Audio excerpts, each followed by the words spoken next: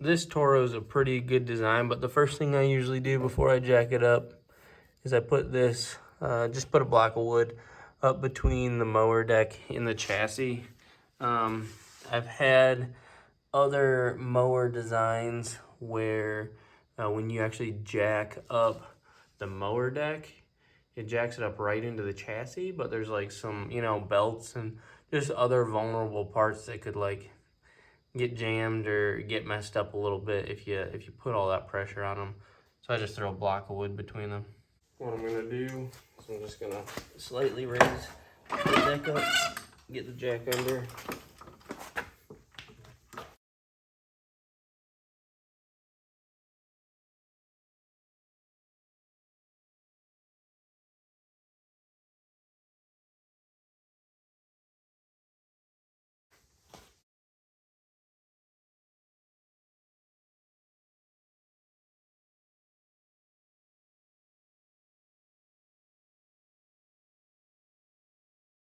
Oh, just make sure you put something under there so that she doesn't fall down. And then I just tighten them back up. Put a little pressure on the deck. That way she won't fall. So what I'm gonna do now is take off there's 3 blades. It's a 3/4 inch.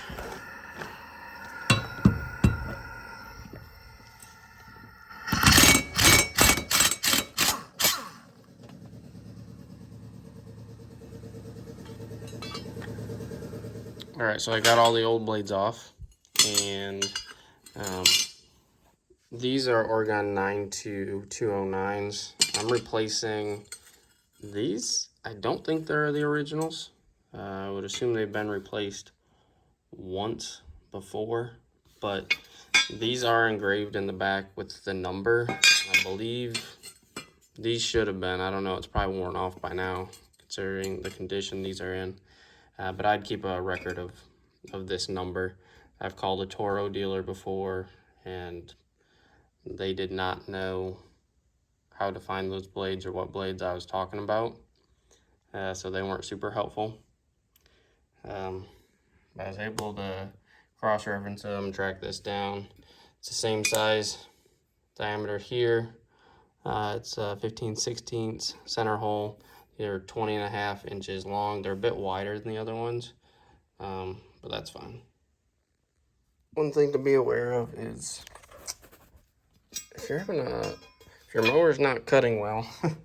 One time I got a mower back and 2 of these were upside down.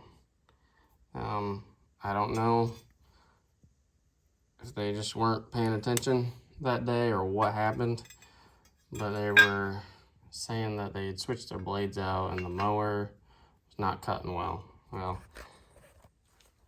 it wouldn't take much to get underneath. You just gotta look underneath, make sure that the flat side is down and that top side with the lift part of the blade is up.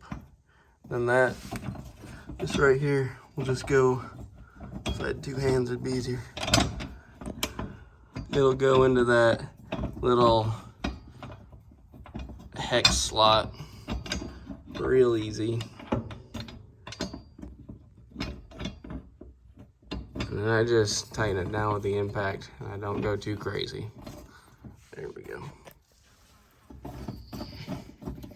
I snug them all the way up by hand, and then I just hit them with the impact for a couple seconds just to make sure.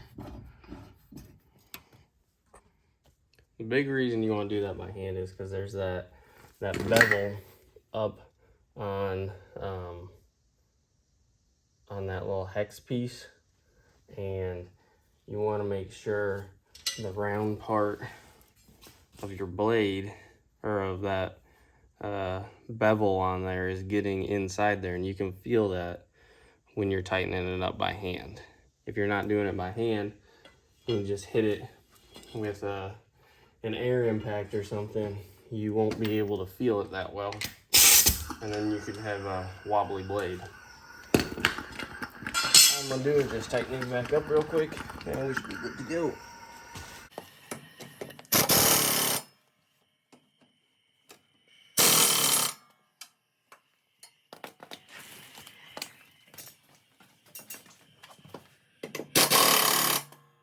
Make sure you jack this up a little bit. Get this other stand out. Let it down slow.